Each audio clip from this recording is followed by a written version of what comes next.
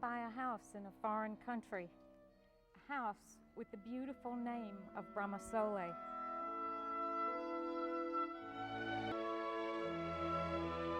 In Italian, Bramasole means to yearn for the sun. Frances Mays yearned to restore an old Tuscan farmhouse with her husband and fellow university professor during their summer vacations. The balcony faces southeast, looking into a deep valley, then into the Tuscan Apennines. Her story about their restoration and rebirth in Italy became the best-selling novel Under the Tuscan Sun. Moving to a foreign country in midlife, taking on a whole new culture, a whole new language, a whole new literature, it just gives you so many ways to move. Bramasole and life in Italy has been the big surprise.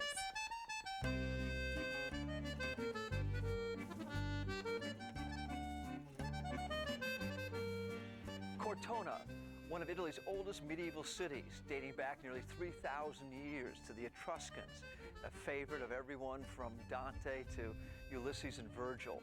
But it wasn't until Frances Mays, a creative writing professor from San Francisco State University, first discovered it and started writing about it in the 90s, that Cortona became world famous both as a place and for a way of life called Under the Tuscan Sun. I think when you find your house, it's very instinctive. And we pulled up in the driveway with the real estate agent, and I looked up at the house and said jokingly, "This is it, this is our house." We feel that our life here is intricately woven with our sense of the house's place in the landscape. Frances and Ed first connected while they were both poetry professors at San Francisco State University after her divorce. They rented different houses throughout Tuscany for 5 years on their summer vacations before taking the expatriate plunge and buying Bramasole in 1990. It took them 3 years to restore it on their university professors' schedules and salaries. We didn't have money to write a check for work, so in our infinite capacity as university professors, we put on our work clothes and got to work ourselves. All the beams in the house were covered with this goopy, sticky stuff. It was a kind of a fake wood look that we sandblasted off. He took the ceiling and I took the floors. So I was on my knees scrubbing and decalcifying and then waxing over this entire house. There were many times when we would spend 12 hours a day working and would just fall into bed dead tired. There were many times when we got into trouble with contractors, with money, with things falling apart, and we had great anxiety and we were under quite a bit of duress. They say remodeling is up there with death and separation and all those things, but we never had a single argument the whole time we were restoring. I think the key was we both fell very hard for Italy, and this just kind of symbolized Italy for us. Frances kept a journal of their restoration and cultural immersion. It was the basis for Under the Tuscan Sun, her first novel. A love story as much as it is a how-to book, it chronicles Frances and Ed's personal restoration and love affair with Italy, which started with the renovation of this 400-year-old house full of discoveries. One of the early ones was in this room, and for me it was one of the most discoveries. And that is that we uncovered a fresco. It was a whitewashed wall, and we were just scrubbing it down in order to repaint. We knew it wasn't Piero della Francesca or anything important, but we love it because it looks like a rendering of the landscape we see right out the window. This is the Polish wall, and it had a big part in my book, and it certainly had a big part in the restoration of Bramasole. This long wall was totally collapsed. We didn't know that it would be a project almost equal to the restoration of the house. From watching the stonemasons piece together this kind of mosaic of beauty is an amazing event. Had they not worked so closely with the local craftsmen, Frances and Ed's cultural immersion and acceptance by the locals would not have come as completely and quickly as it did. Had they not disregarded their and many of their relatives' fears over undertaking such a project in a foreign land, they never fulfilled their dream of living in Tuscany.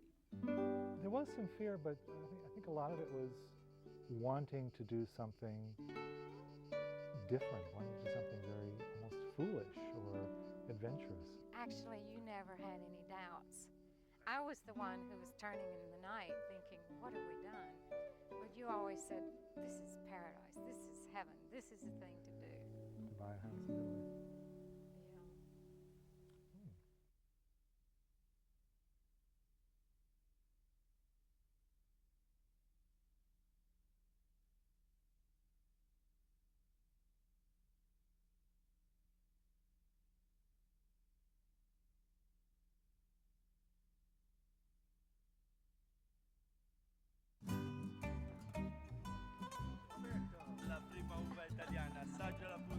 In Georgia, we used to thump it to see if they were right.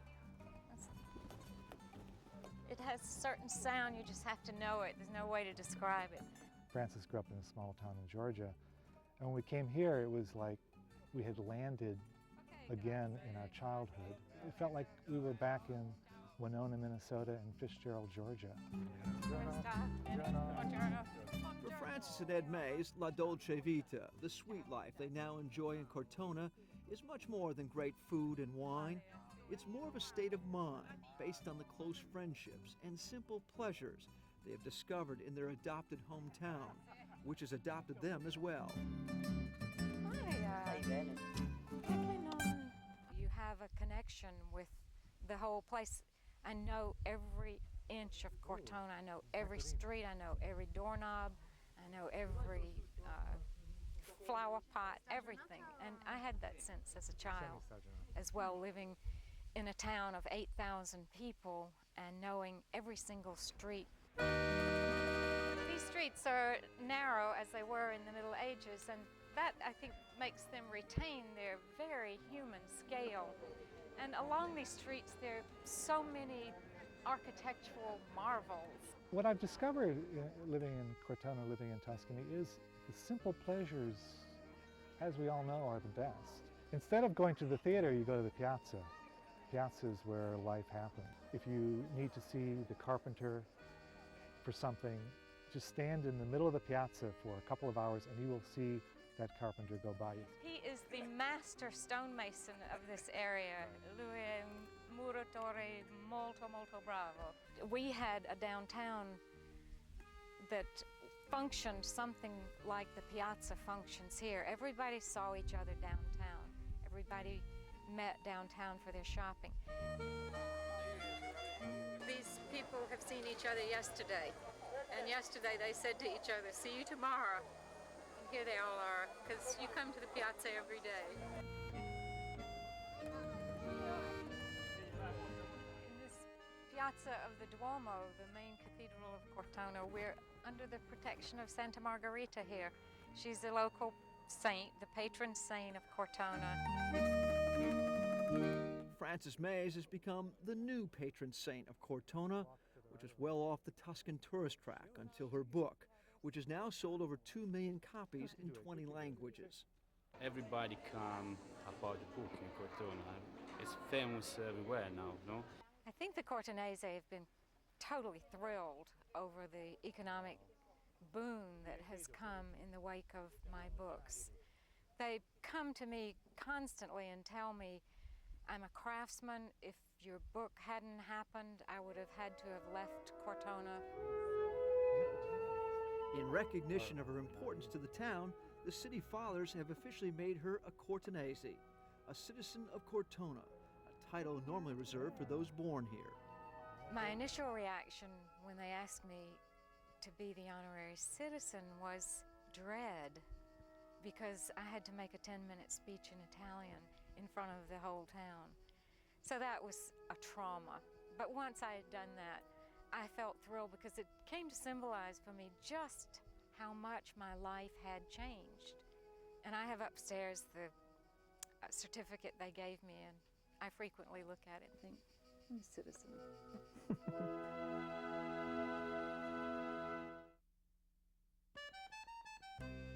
Here are some tips on buying and restoring a house in Italy.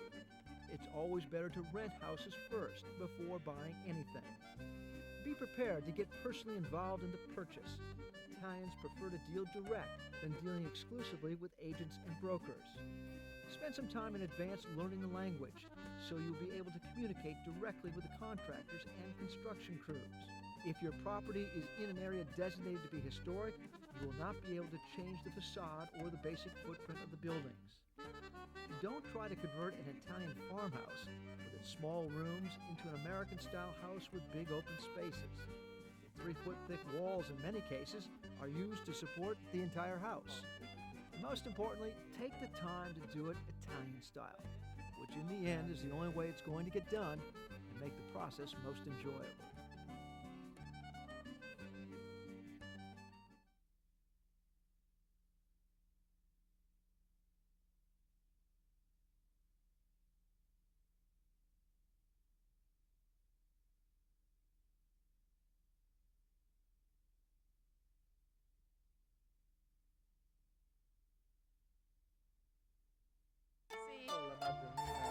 See, isn't that idyllic looking? I wish it really looked like that.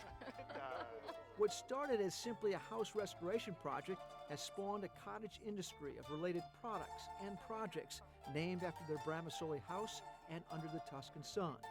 More of a hobby than their primary source of revenue as authors, it's a way to keep them more involved with the local culture. Now, do you guys get a royalty at all for any of this? The byproducts of the book are all products of our discoveries here. For instance, the olive oil. The olive is the root of civilization in Tuscany.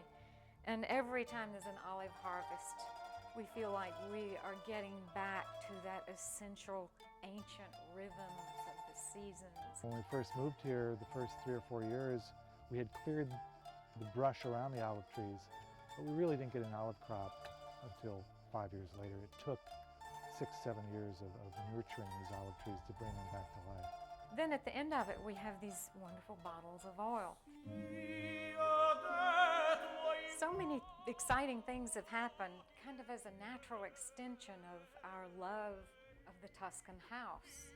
And we have designed a line of furniture that's based on antiques that we've loved in Tuscany.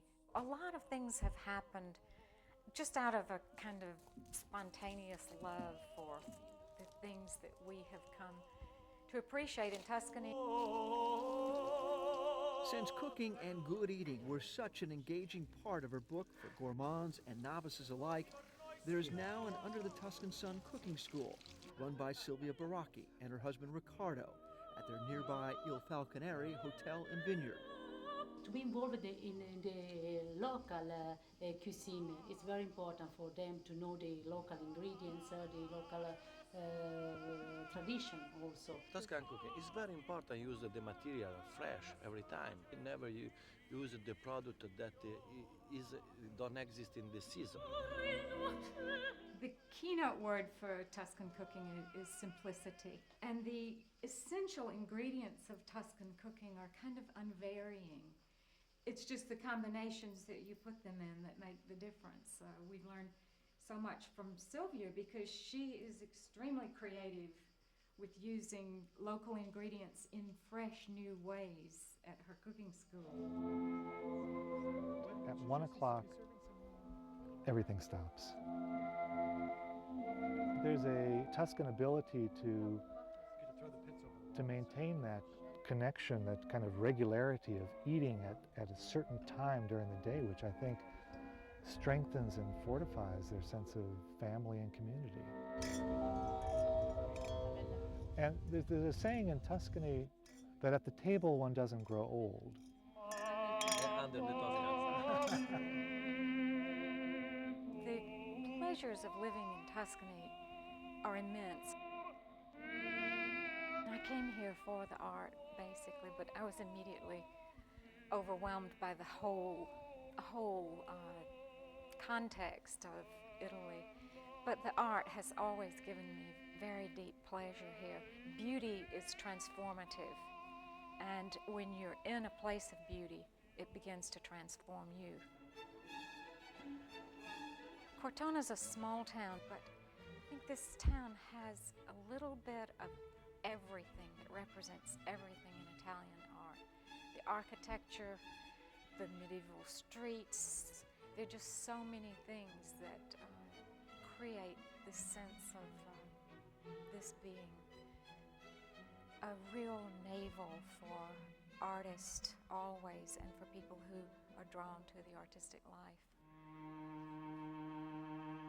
In celebration of her lifelong love affair with the arts and to help Cortona establish an arts festival of its own, Frances Mays and fellow Cortona artist-in-residence Nina Kotova, along with her husband, have started the Tuscan Sun Festival. It's a week-long cornucopia of outdoor concerts, movies in the park, lectures, and exhibits. All of Cortona becomes the stage and exhibition hall for the music, fine art, and crafts that drew Frances and Ed here initially. Here in the 16th century piazza under the stars, opera takes on more of an organic quality, where the sets are as real as the local food, wine, and gelato the audience can enjoy throughout the performance. Walking across the piazza, I feel the abrupt, angular shadows fall with Euclidean purity. I want to stand up straight. The upright posture of the buildings seems to carry over to the inhabitants. Of all the new things inspired by her book, one of Frances's favorites is this Under the Tuscan Sun cello concert, composed and performed by Nina Kotova. Every time I come here, there are new things that happen. And having a cello concerto written around the book, I'm just awed that she has done this. It's such an old culture. I feel like I'm really just one of the things that's passing through here.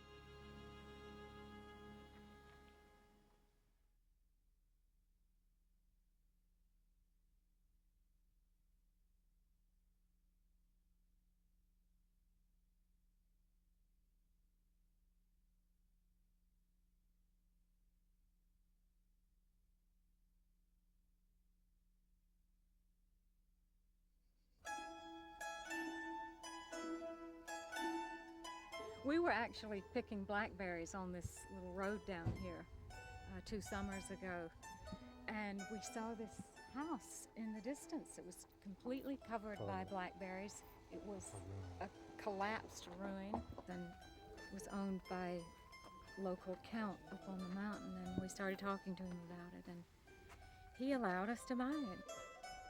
My daughter says we're serial renovators, you know.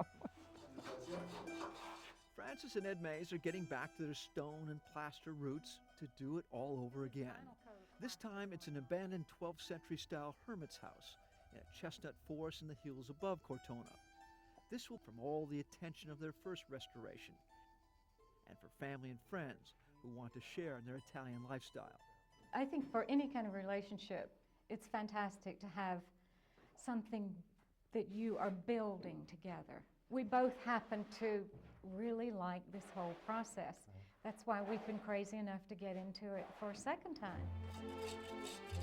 This construction site is my idea of heaven.